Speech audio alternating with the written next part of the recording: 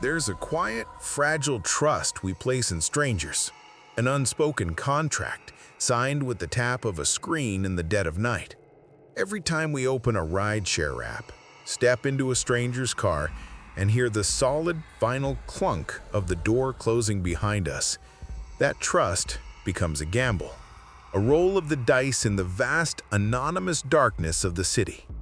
You never truly know who is behind the wheel. You don't know their history, their secrets, the thoughts that flicker behind their polite smile as they ask about your day. But there's a darker side to that contract, a side we rarely consider. Sometimes, they don't know who you really are either. Tonight, we're flipping the script. We're getting behind the wheel to explore 3 chilling true accounts from the driver's side. These are stories they never wanted to share publicly, buried deep in anonymous forums and whispered in hushed tones at driver meetups. Because after these rides, the road home never felt the same again.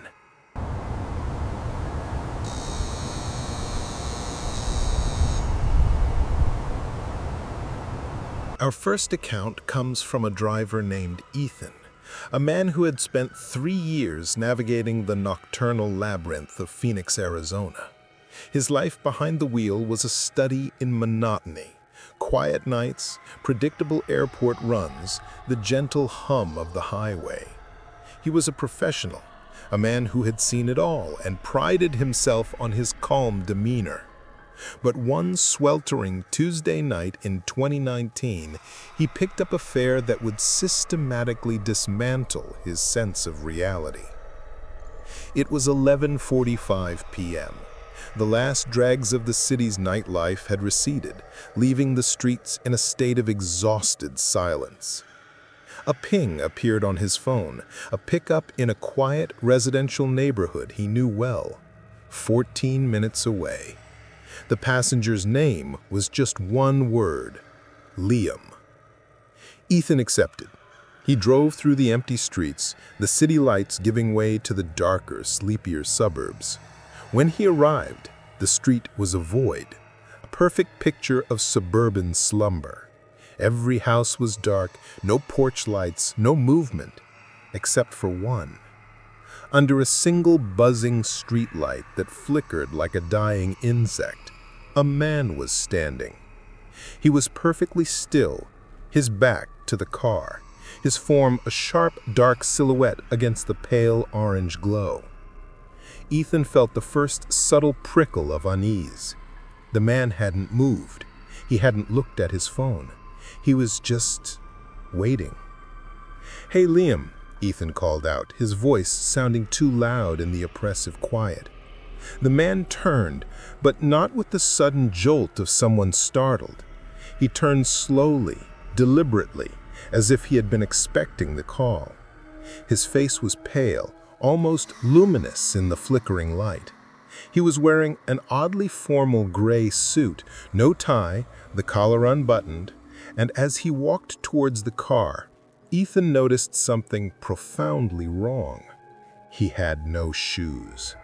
His bare feet were stark white against the dark, rough asphalt. Without a word, he opened the back door and slid in.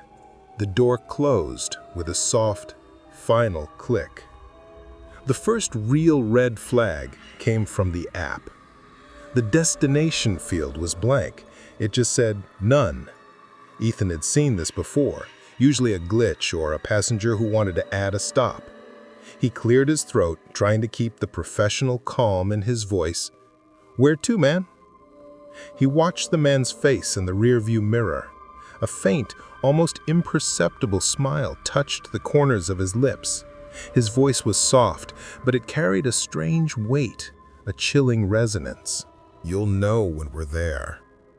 The words hung in the air-conditioned silence of the car. Every instinct in Ethan's body, honed by years of dealing with late-night strangers, screamed at him. Cancel the ride, tell him to get out. But he didn't. He told himself the guy was probably drunk or playing some weird joke. He put the car in drive. As the car rolled forward, the man began to speak. Not small talk about the weather or the local sports team. He spoke about Ethan. "It's a shame about Sarah," the man said softly. Ethan's blood ran cold. Sarah was his ex-girlfriend. They had broken up over a year ago. He hadn't spoken her name to a passenger ever. "Excuse me?" Ethan asked, his voice tight. "She never should have left you," he continued, ignoring the question. "She's happier now, though, on the coast. It's for the best." Ethan's mind was racing. Was this a friend of a friend, someone he'd forgotten? He gripped the steering wheel, his knuckles turning white. "The old house on Elm Street. Your parents keep the garden nice. Your father, he still calls you champ, doesn't he?" Ethan slammed on the brakes, the car lurching to a halt in the middle of the empty street. He spun around in his seat, his professional calm shattered, replaced by a raw, primal fear. Champ was a nickname his father hadn't used in 20 years, a private, childhood memory known only to his immediate family. "Who are you?" Ethan demanded, his voice trembling. "How the hell do you know that?" The man in the back seat just sat there, his pale face half in shadow. He tilted his head, his eyes reflected the dashboard lights in a strange, non-human way, like polished stones. That same faint, terrifying smile was on his lips. "You told me," the man said, a patient, sorrowful whisper. "Years ago. You just don't remember." A wave of nausea washed over Ethan. This was not a man. This was something else, a ghost from his past, a memory given form, a secret he didn't even know he had. "Get out," Ethan choked out. "Get out of my car, now." He turned his head for a single second, looking for the door unlock button on his panel. He found it, pressed it, and turned back to face the man. But the back seat was empty. The door was still locked from the inside. The child's safety lock was engaged. There was no way he couldn't have gotten out. Ethan sat there in the middle of a dark, silent street, his heart pounding, staring at the empty space where the man had been. He was alone, but the faint, cloying scent of rain and old paper lingered in the back seat. The next day, Ethan filed a frantic report with Uber. They were polite, but unhelpful. Their systems, they said, showed no record of a user named Liam. There had been no ride request from that area. And according to their logs, Ethan's app had been offline, with no trips logged between 11:30 p.m. and midnight. The ride never happened. Ethan sold his car a month later. He still drives for Uber, but he has one unbreakable rule. He clocks out at 10 p.m. He refuses to drive in the deep hours of the night, terrified that one day he'll see that name pop up on his screen again, a passenger from a life he can't remember, waiting to be taken to a destination he'll only know when he gets there.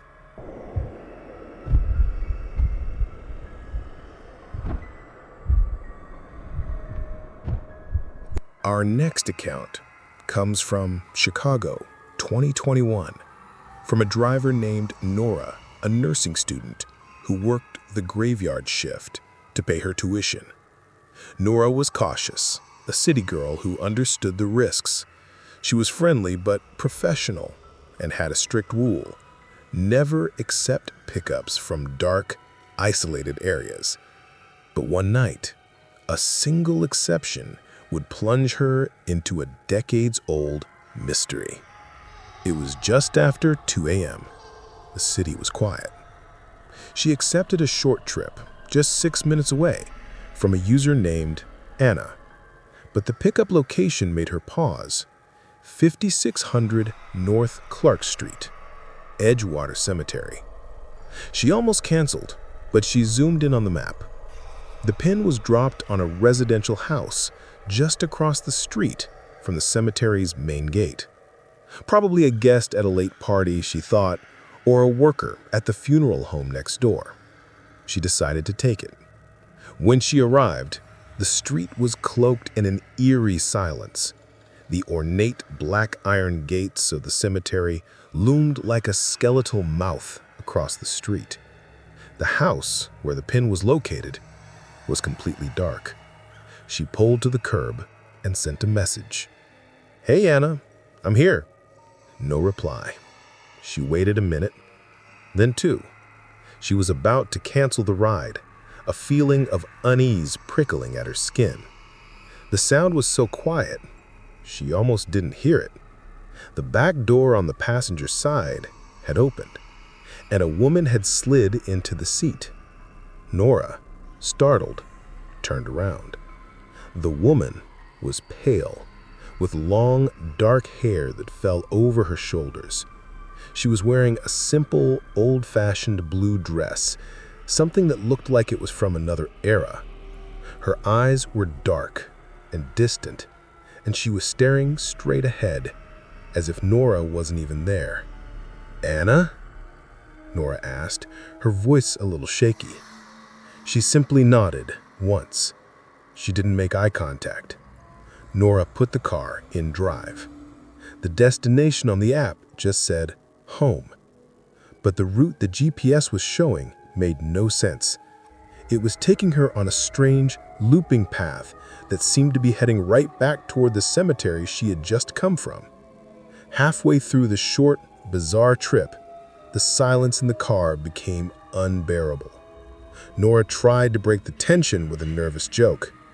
"Rough night?" The woman spoke for the first time. Her voice was calm, but low, and filled with a profound, ancient weariness. "I've been waiting a long time for this ride." Nora managed an awkward smile, but a sudden, unnatural cold filled the car. Her breath misted in front of her. The electronics of her dashboard began to flicker. Her phone, mounted in its cradle, started to glitch.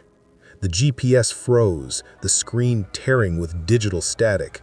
And then the Uber app crashed completely, the screen going black.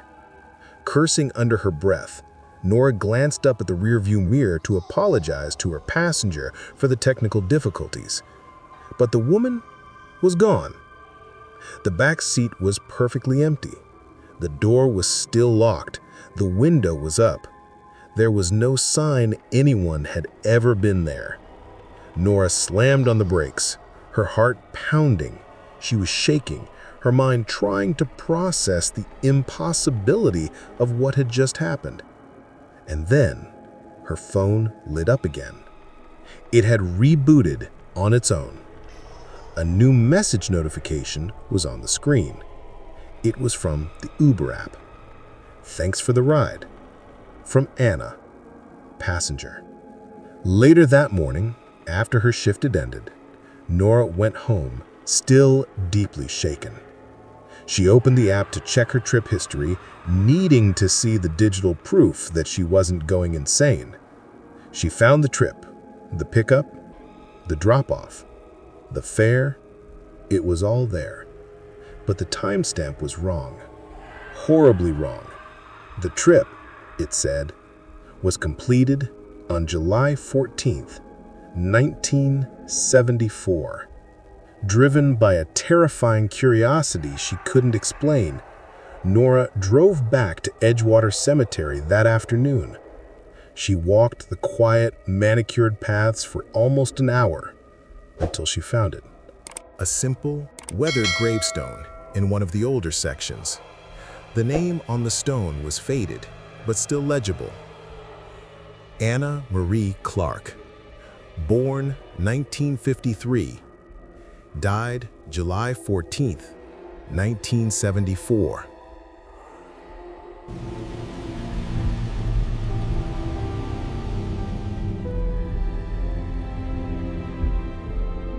Our final story comes from Ray, a veteran driver in New Orleans, a city that is no stranger to ghosts and dark histories. Ray was a pragmatist, a man who believed in what he could see and touch. But one late-night ride would leave him with a story he can't explain and a name he will never forget. It was past 3 a.m. on a humid Saturday. The French Quarter had finally exhaled its last drunken breath, and the streets were quiet. Ray was about to call it a night when one last ping came through. A pickup from a downtown bar. The passenger's name was Darren. An 8-minute ride to a cheap motel on the outskirts of town. Easy money, Ray thought. When he pulled up, Darren stumbled out of the bar, laughing, clearly intoxicated. He threw himself into the back seat, the smell of whiskey filling the car. "Man, thanks," he slurred, holding up a dead phone. "My phone died. You're a lifesaver." The ride started out normally. Ray focused on the road while Darren mumbled to himself in the back. But as they left the bright lights of downtown and entered the darker industrial highways, Darren got quieter, almost too quiet. The boisterous drunk from the bar was gone. Then, out of the heavy silence, Darren spoke. His voice was no longer slurred. It was sober, clear, and laced with a strange, urgent fear. "You ever feel like someone's following you?" Ray chuckled, his eyes on the road. "Not really, no. Part of the job to not worry about stuff like that." Darren leaned forward, his presence suddenly intense. His voice dropped to a conspiratorial whisper. "Because he's right behind us." Ray's gut tightened. He instinctively glanced in the rearview mirror. The highway behind them was a black, empty void. No headlights, no other cars. "There's no one there, man," Ray said, a little annoyed. "You're just drunk." "Don't stop the car," Darren said, his voice now a low, desperate command. "Don't look back again. Please, just keep driving. Get me to the motel." The hairs on Ray's arms stood up. The man's terror was genuine. It was infectious. Ray gripped the wheel, his eyes darting between the road ahead and the empty mirror. Every instinct told him something was wrong. Was this a setup? A carjacking? He drove the last few miles in a state of high alert, his heart pounding. He didn't look back, and as he pulled into the dimly lit parking lot of the motel, he took a breath. "We're here," he said, turning around to face his passenger and demand an explanation. But the back seat was empty. Darren was gone. The door hadn't opened. The seatbelt was still buckled. He had simply vanished, leaving behind only the faint smell of whiskey. Confused and terrified, Ray fumbled for his phone to report the incident. But before he could, the app chimed. The fare had already been completed and paid for by the same passenger. Darren Halt. The name hit Ray like a physical blow. He had heard it before, on the local news, a long time ago. He Googled it when he got home, his hands shaking. The headline appeared immediately, an old article from the local paper. Darren Halt, age 29, found dead on Highway 47 after an apparent hit and run, exactly 1 year to the day.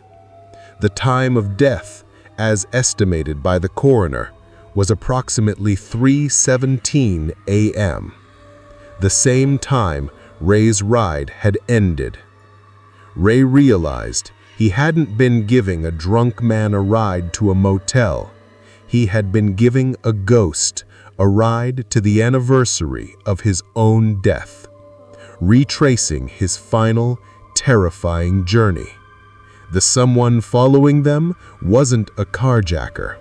It was the hit-and-run driver from a year ago, come back to finish the job. Ray hadn't been a lifesaver. He had been a hearse. Rideshare trips are built on a fragile, temporary trust. One stranger drives, another follows directions, and for a few brief minutes both pretend that this strange intimacy is normal. But in the deep hours of the night, between the flickering GPS signals and the long, empty roads, sometimes the past catches a ride too. Sometimes the passenger isn't just a stranger. They are a memory, a ghost, a secret walking out of the darkness and into your back seat. So the next time you open that app and a name you don't recognize pops up on your screen, just remember, sometimes the passenger isn't who you think. And sometimes they were never there at all. What is the creepiest or most unexplainable thing you've ever experienced in a rideshare? Share your true story in the comments below. And if you appreciate these deep dives into true, unsettling mysteries, please show your support by liking this video and subscribing to the channel for more long-form horror. Thank you for riding along. Prince of Darkness.